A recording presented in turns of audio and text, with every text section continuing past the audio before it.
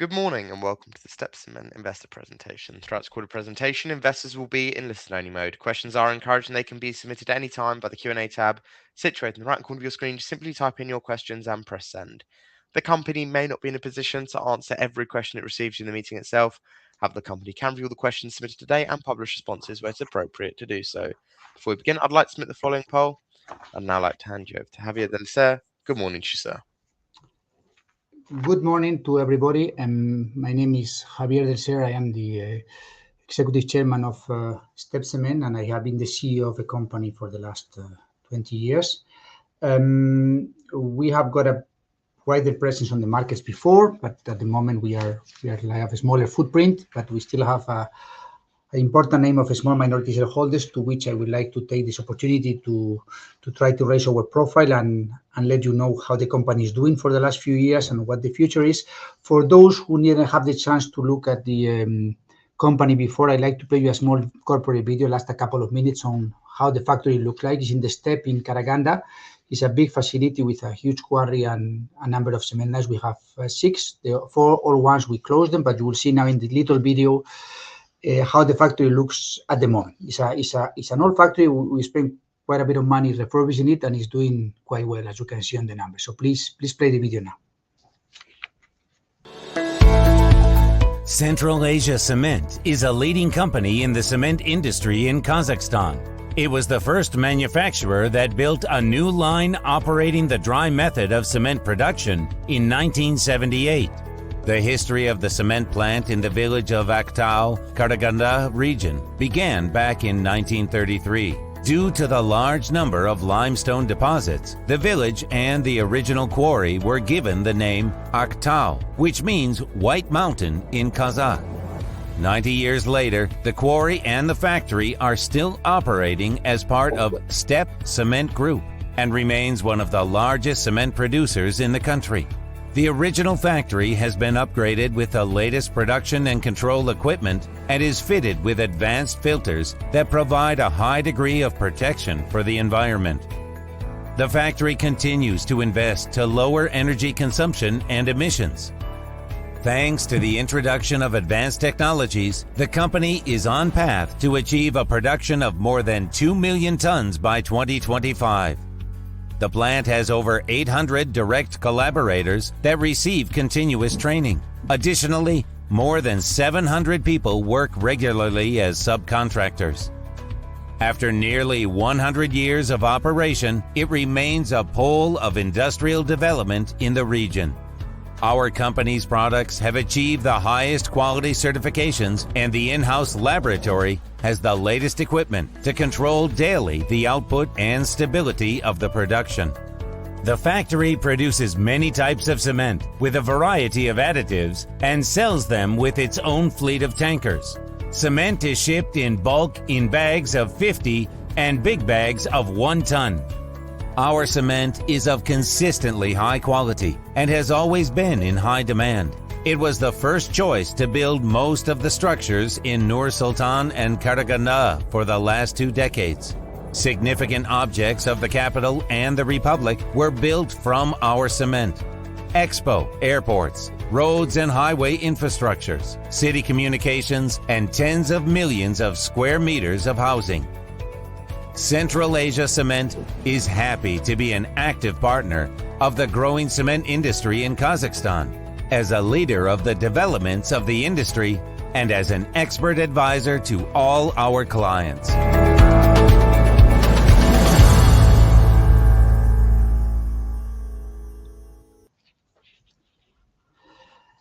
Okay, thank you. We are back online, so now we'll present a little bit what the factory has been doing. I mean, who we are and what the plans are for the future.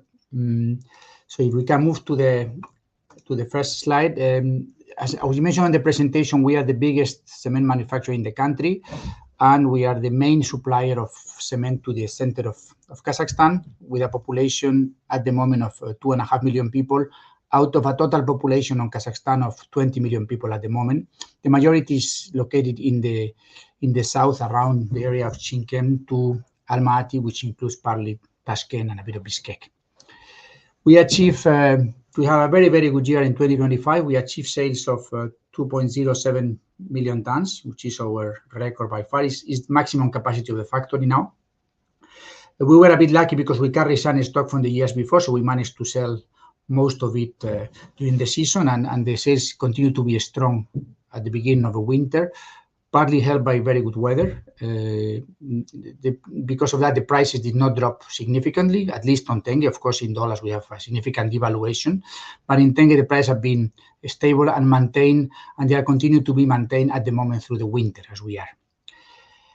The company has been listed in AIM since it was listed in 2005, and so it's now 20 years. And basically, we have 290 million shares. We haven't changed the number of shares for at least the last 10 years. We don't have a debt. We have no debt at the moment, and we've been paying consistently dividend for the last at least for the last 5 or 6 years.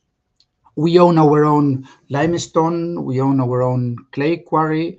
We can get iron ore, gypsum really close, and we have a big basin of coal. The Karaganda coal is very famous. We have a lot of coal of different qualities within driving distance. All of it is driving distance.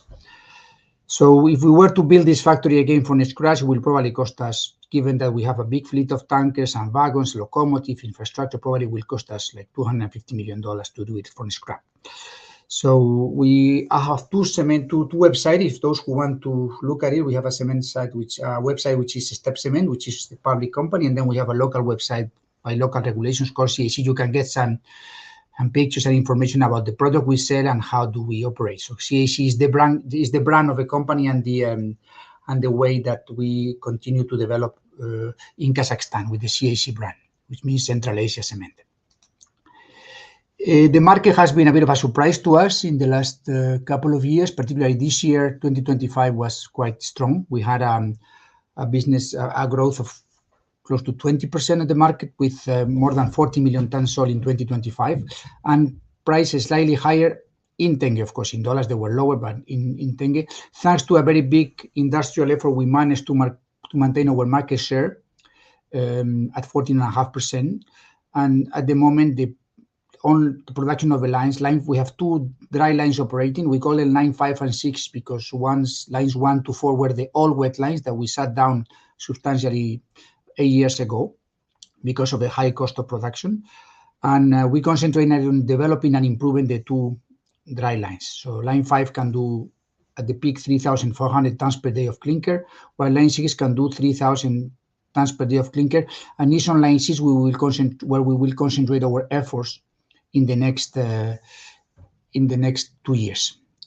We have cement, as you can see in the little boxes. We use animal names for the different qualities of cement, different additives, different strengths. So we have snow leopard, saiga, berkut. Most of those are the national animals of Kazakhstan, which actually they're national, but they're very difficult to find, particularly the snow leopard.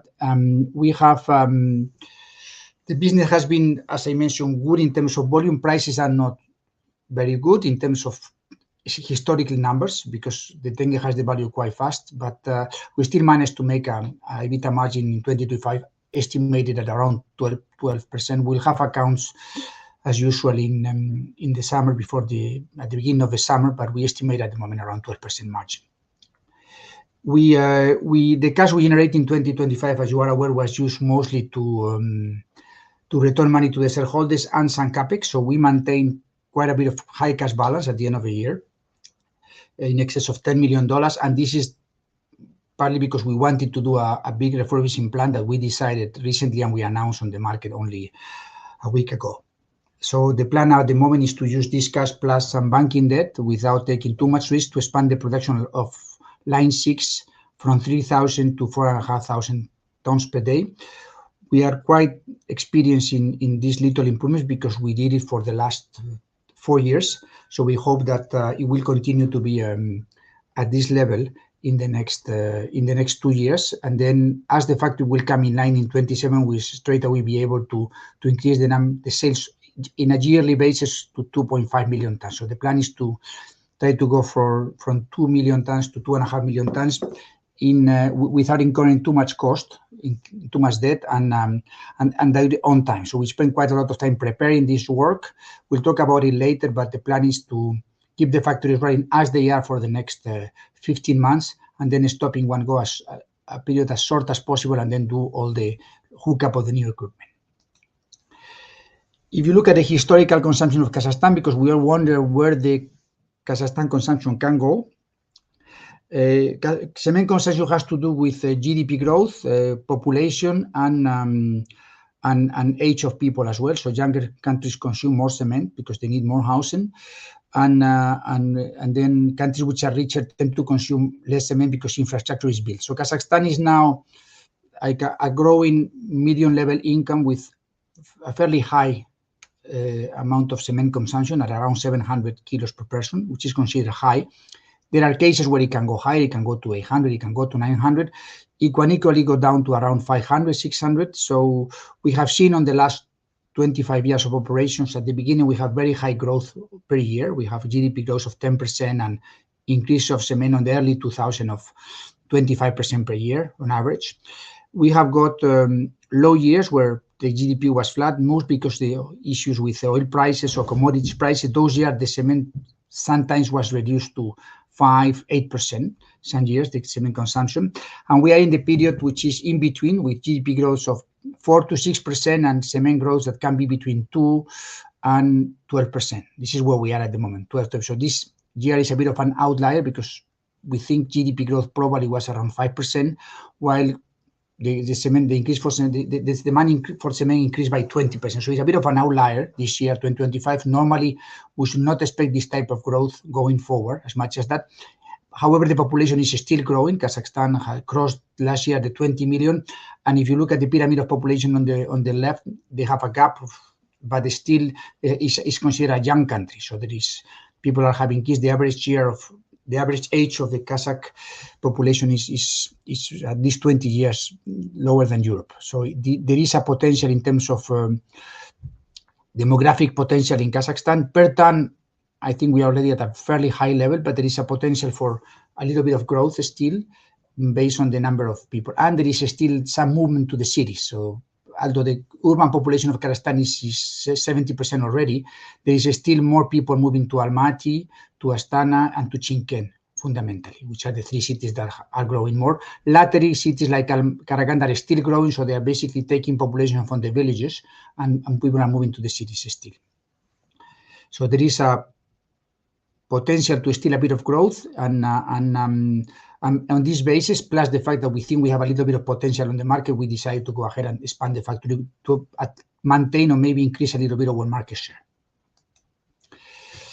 Historic, as you can see, this year has been, as you mentioned, 2025, a bit strange, a bit of an outlier, because we had like a 4% growth of demand consumption historically for the last 10 years, but this year has been quite extraordinary to a certain extent. So, but GDP has been doing well as well. So we have fairly good GDP of 4% most of the year. So it's been driven by this GDP increase. Apart from this particular year, which the cement went a bit ahead of GDP. As I said, it's a mix of weather, good conditions, and general optimism and natality. So this is a bit of an outlier year, but I mean, it allows us to pile cash. It allows us to build some reserves for the coming project. The market in Kazakhstan is divided in regions. The biggest market by far and the most attractive is the south market, where you have the cities of Tashkent. In Uzbekistan, you have Bishkek, you have Chimkent, you have Taraz, you have Almaty, you have Kazakhstan. You have a number of cities, and the overall market on the south of the country is in excess of 7 million tons. So there is more than 7 million tons on the country, and it's growing faster than the others as well. So the market on the south is approximately 7 million tons. Of course, it's the place where there are more factories. The new factories that were built for the last 3 years mostly concentrate on that market. The west market on the upper left is a market which is like a different island. There was only historically one factory belonging to Heidelberg in Aktau. There are more factories now coming up, and there is a factory in Russia which imports around 500,000 tons of cement into the Aktubinsky area, but soon there will be a couple of factories there, so that market will become more balanced.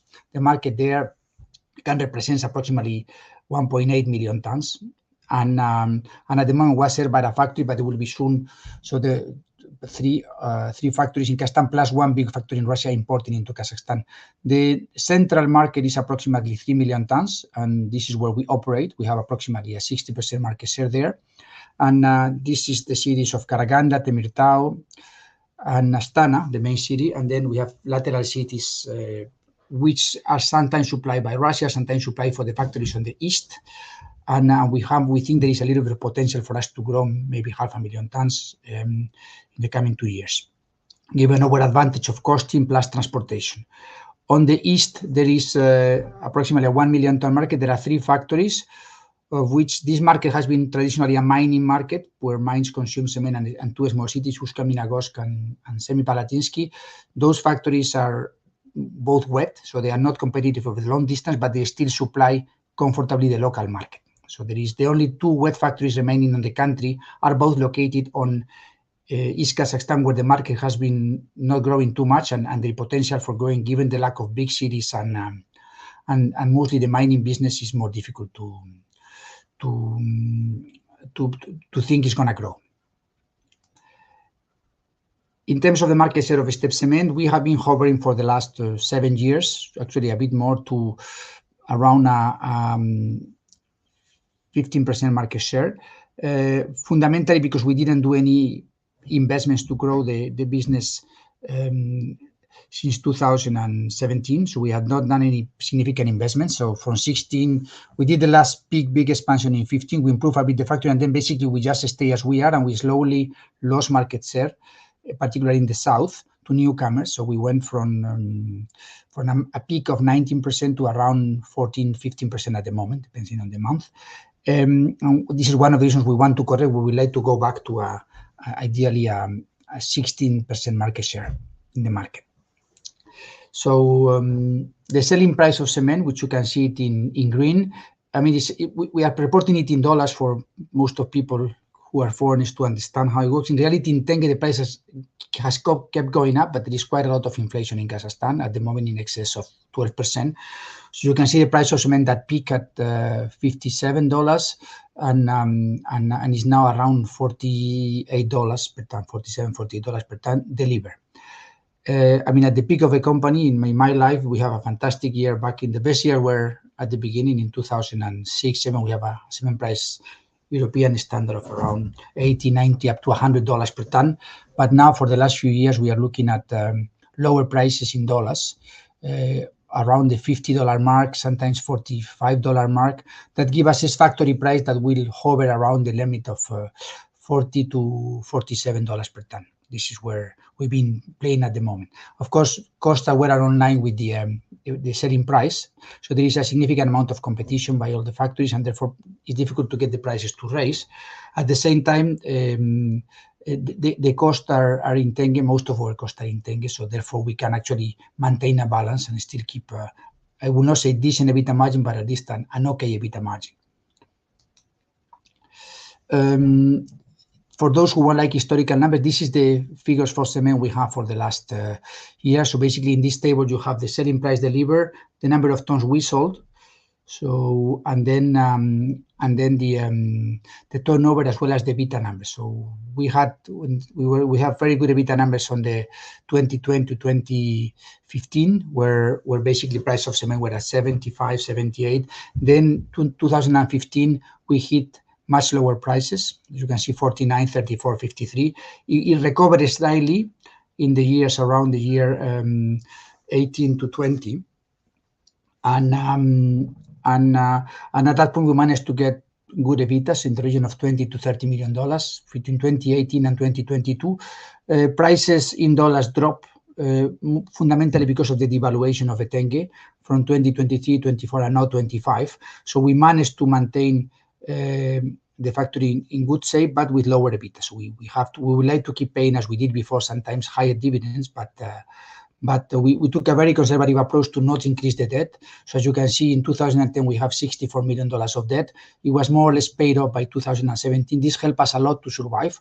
And since 2017, we never got any significant debt. We managed to buy wagons, we managed to do investments on the factory, but we never take big risk. This allows us that if anything happens on the market, we can survive comfortably. It's a very conservative approach to running the company. We try to have little debt or no debt, and we do CapEx, and we balance between CapEx and dividends. So we tend to do the CapEx we need to maintain production, and then we pay the rest as dividends.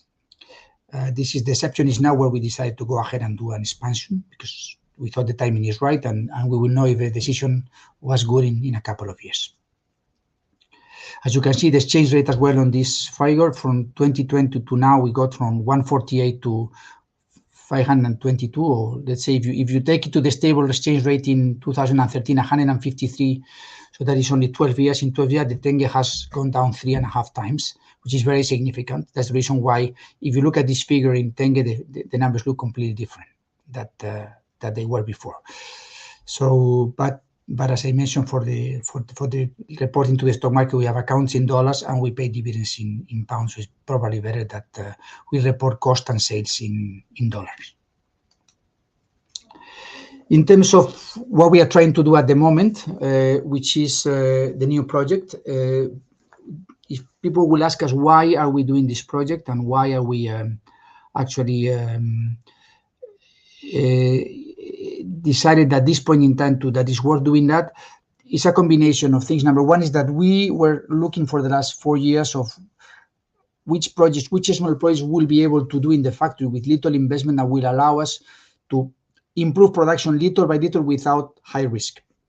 So we put additional separators on the mills. We changed the inline canning a little bit. We've been changing and touching the kiln, and most of the changes we implement were successful. So it means that we didn't take a lot of technological risk. So we thought if this is working for what we have done so far, it seems easy to extrapolate to limit the industrial risk of these changes in an old factory. Then we decided to see if it was possible to do that with minimum stoppage. We came to the conclusion that we can do the new implemented changes in a window of around 3 months in 2027. So the combination of being able to do it without much industrial risk, giving us an increased capacity of 1,500 tons per day, or 2.5 million tons, and lower the cost at the same time because we'll save energy fundamentally in terms of electricity in kilowatts per ton and kilocalories per ton. We thought that will be a good return. Even at the current low prices of cement, we thought it would be a very but at least a decent return on capital invested of approximately $25-30 million. We look at the same time as the government requirement, what the government would like us to do in terms of ecology, licensing. So we decided to do everything at the same time. This has increased our cost a little bit, but we think it will give us a certain amount of goodwill. We hope with the government and the local authorities, the fact that we have a very, very modern technology in the factory, so there was no issue about us not being able to invest and maintain the cleanliness of the site, which has improved dramatically since we came in, but now it's getting even better with this new project. But we have basically all the filters will be of high performance filters. So we decided to invest then $30 million on the factory plus $5 million in ecology improvements. That's basically mostly the filters for the clay crusher, for the boiler, and from the clinker of line 6 that will remove all the small particulate emissions to the atmosphere. The project is not simple. There are a lot of little projects. That's the reason it's cheap. We are basically building like a new 500,000 ton facility for only $30 million. So there is a lot of little projects. We have 5 new project managers that have come to the factory, plus a main contractor in Sinoma from China, who will be coming to help us in approximately 10 projects. And the rest will be done with the local contractors. So the project is fairly advanced in terms of organization. We are starting in February. And we will keep the stock market and the shareholders upgraded of where we are at the moment. We try to publish images of the jobs and impressions of the factory. We hope to complete then the project in 18 months, so have the factory back up and running in the summer of 2027. So I have prepared now a list of projects that we are going to do, and then we'll explain physically how it is. The main projects for the factory is to install a new dynamic separator. At the moment, raw mill number 4 can give us approximately 90 tons per hour. With this project, we'll be able to increase to 125 tons per hour. We are lucky in the factory that in Soviet times we have a mill number 5 built, and a mill number 5 built, but it was not fully fitted. So we are going to buy a new mill, but we have the foundations, the building, the transport. So for a reasonable amount of money, we'll be able to include a new mill in the existing structure. This mill will be similar to, once again, 125 tons per hour. So we'll have 3 mills of 125 tons per hour feeding line 6. Because the volume of material that has to be increased, that has to be taken to the upper part of the roof of the tower, will be bigger. We have to put a new elevator. So the elevator will be taking the material to the top. It will be a new elevator for approximately 400 tons per hour. And of course, because the capacity increased 50%, we have to increase the size of the filters, the fan, all the lateral equipment. One of the things that will help us a lot in terms of cost savings is the new inlay consigner. So we are going to increase the height and the length of the inlay consigner. That will allow us to have better burning of the material in a vertical status. And then that will allow us to save probably 50 to 70 kilocalories per ton. To that extent, we are going to as well use the opportunity with a new crane to modify the upper cyclones of the preheater that will give us better recovery as well. So we'll save some calories there as well. And of course, because production is up 50%, we have to increase the cold feed to the preheater tower, because most of the burning now will go from being in the kiln as it was historically done to the majority being done on the preheater tower and the cyclone and the inlay consigner. We take the opportunity as well to put a new tertiary air duct, which is a standard in modern cement factories, but ours didn't have it. Line 5 has it. And finally, the thing that will help us probably most on the project is a new cooler. We were anyway thinking of changing the cooler for the last 4 years. Our cooler has certain design mistakes that make us break often. So we tend to lose between 15 and 30 days a year, every year, in unscheduled stoppage for the cooler. This new cooler, we hope to be much more reliable and stable. So this is one of the key projects. I mean, the 2 key projects here are basically the cooler and the raw mill. These are the 2 things that basically have more to do. We are additionally touching the kiln a little bit. We are going to change both seals on the kiln and some sections which we have already in storage, because we need to increase the speed of the kiln a little bit, around 15 to 20%. So now I will play for you a small animation physically to understand where these changes are happening physically in the factory, and you can have a look at this animation. So here you can see the main cement factory, 5 on the left, right. This is the new raw mill, which is going to be built inside the existing building.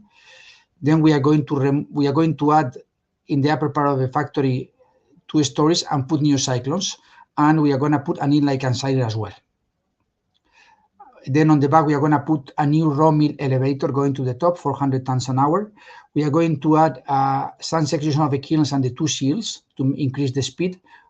And we are going to add a new cooler of 5,000 tons per hour. And we are going to put a new tertiary air duct that at the moment we did not have. And we are going to bring some inner gas to warm the cold mill as well. So this is the location, and of course we need a crane to coordinate all this project. A big crane going up 100 meters. Okay, so this is the plan we have. We hope this, as we announced, will increase our EBITDA by approximately $8 million. All things staying the same. I just, corporate-wise, I have a couple of slides here to introduce the board. I was hoping today that Piotr, the new CEO, will be in the board, but he has a personal issue. He's not available. So after all these years, I will become the new executive director. Rupert Wood has been with us for 9 years. He became the senior independent director. Saida Jarbolova, which is a person quite known in Kazakhstan, is a new independent director. She's a banking executive with lots of experience in finance in Kazakhstan and in Europe. She has been in ING for the last 20 years, I think, and she recently returned to Almaty, and I think would be a very good addition to help us for local knowledge, connections, and the financing. And finally, Afan, which has been with us for 2.5 years already. He's the son of the major shareholder of the company, Asmewan Hamza. So he's been with us for 2 years already, and he helped us with all the Malaysian requirements of the company. Finally, for those who want to know what are the spread of shares, this information is available on the website, but the main shareholders of the company are the family of Tansy Asmi being one Hamza, the family of David Watt, Apollo Asian Fund, which now be transferred to Claire Barnes, my family, and Fiber. These are at the moment the five major shareholders, the five major known shareholders of the company that we would like to that we have them disclosed on our website. So I think this ended the presentation.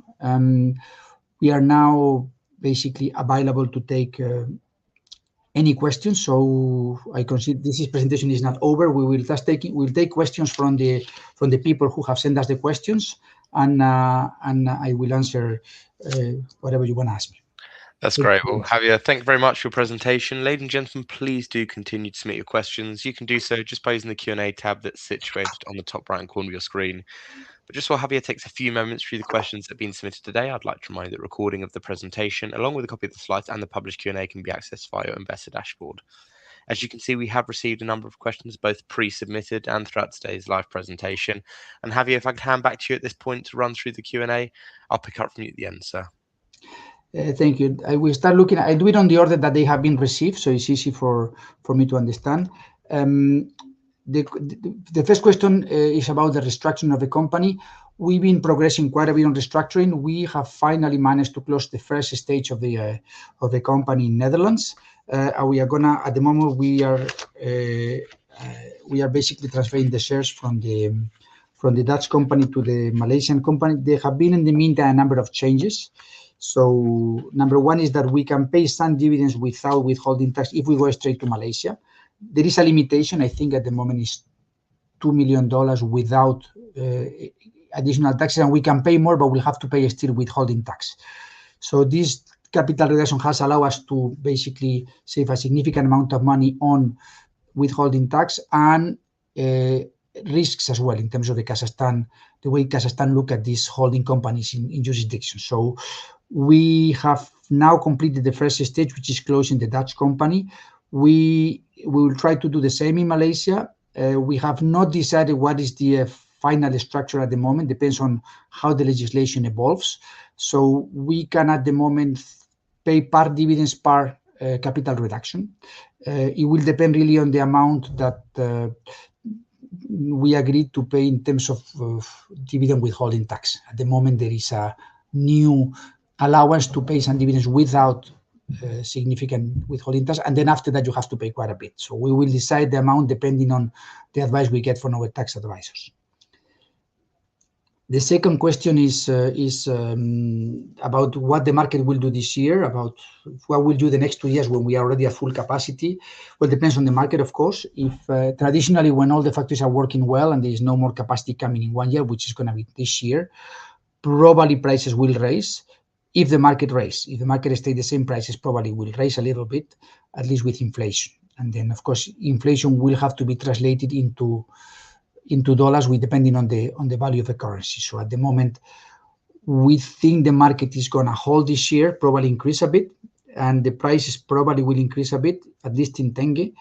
We cannot sell anymore, so most likely we will sell less because we have less stock than when we start last year, and the factory can do probably the same as last year or a little bit better, but we don't have as much stock as we carried last year on the books.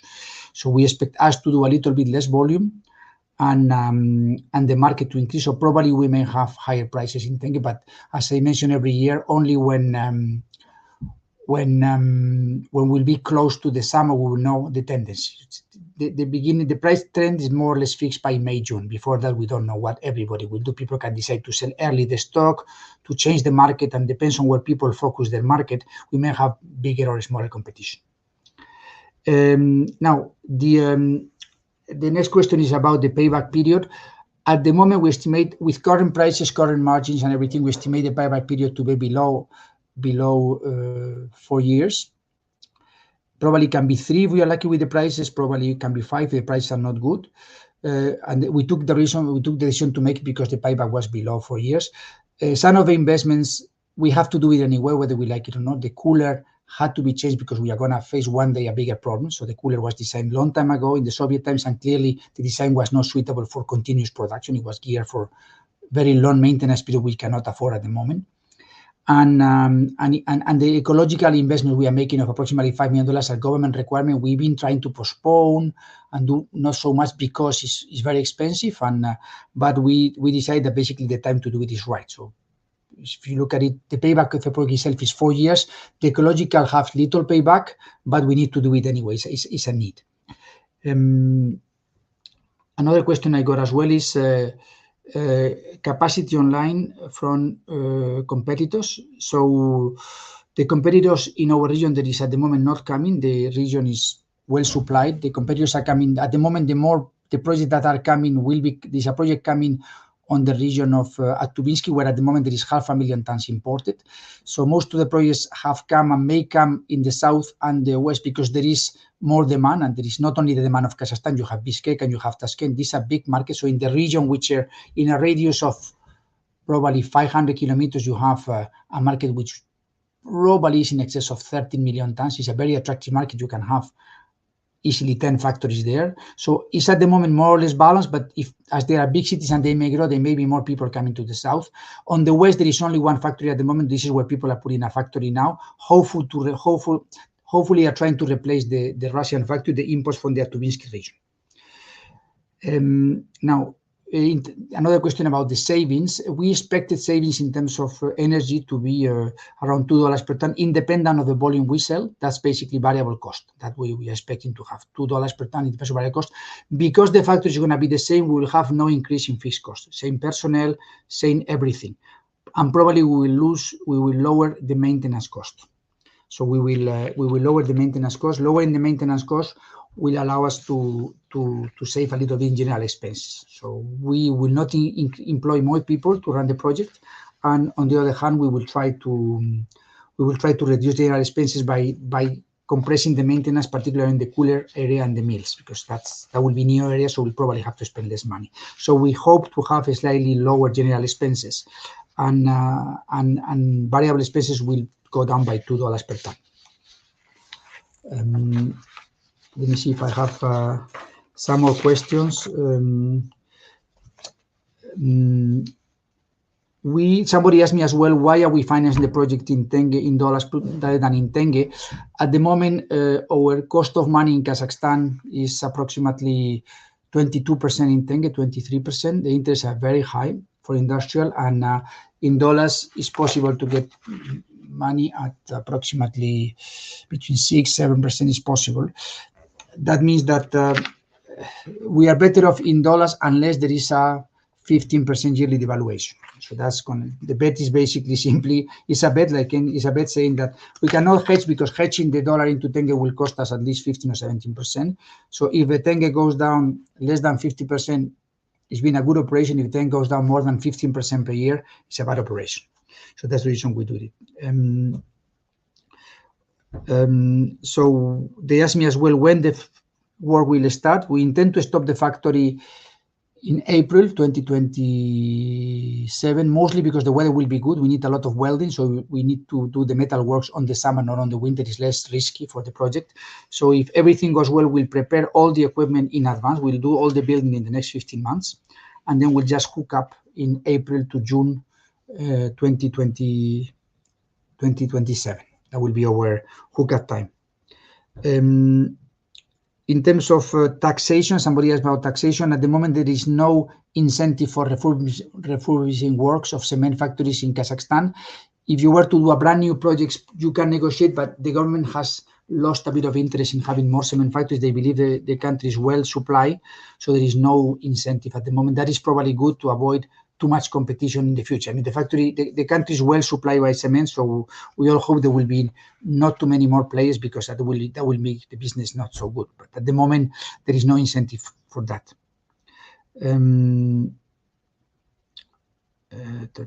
Somebody asked me about the inflation, indication of inflation on the factory and on the country. Official inflation figures on the country are around 12%. Traditionally, inflation on food for people is higher. That's what's been traditionally the issue. Food inflation is much higher, but when you mix it together with day-to-day life fuel and computers, it goes to around 12% for last year. There's been a very big inflation in Kazakhstan, both in the housing and particularly in the factory market, in electricity for the last 3 years. Because the country needs more electricity because of increase on population and industrial development, they have increased very significantly the price of electricity, which is, I will not say world level, but we are looking at price of electricity of 5, 6, sometimes 7 cents US per ton, which is much higher than the 2 cents, 3 cents we have on the past. Traditionally, the government has asked the industry to subsidize the population, so prices for industry used to be high, which is a bit odd to understand, but that's been the case. It seems that we understand at the moment that the government has decided there will be no increases this year, after the big increases the last 3 years, and that instead they will be increasing the price of the electricity to the population. But we will see how this works out, because socially they need to understand whether it's going to be acceptable or not. So basically, this is at the moment. I think I have no more questions at the moment. So if there are no more questions, then unless Alex or Alexander, you want to ask me some questions? Basically, that's all I got at the moment. Perfect. Well, Javier, if that's everything, what I'll just do before redirecting investors for their feedback is just ask you for a few closing comments. Okay. Thank you, Alex. So basically, this is 2025 has been a good year in terms of pricing, in terms of volume. Better, of course, volume than pricing.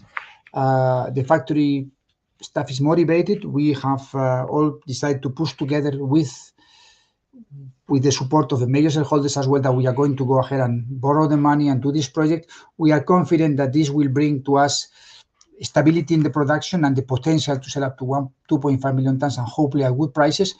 We are taking a little bit of risk in this $25 million banking loan, which is, I think, for us quite achievable to pay back. We need a couple of good years in terms of production and sales, and with this in mind, we will continue to run the factory in a conservative way. And of course, any excess cash we have and we think is not essential for production, we will continue to give it back to the shareholders as we did the last many years. So thank you everybody for coming and listening to this. Thank you for your confidence as shareholders or analysts or interested parties into Steppe Cement, and we hope to see you soon in this platform. Thanks a lot. That's great. Well, Javier, thank you very much for updating investors today. Could I please ask investors not to close the session, as you'll now be automatically redirected to provide your feedback in order that the management team can better understand your views and expectations. On behalf of the management team of Steppe Cement, we'd like to thank you for attending today's presentation, and good morning to you all. Thanks a lot. Bye-bye.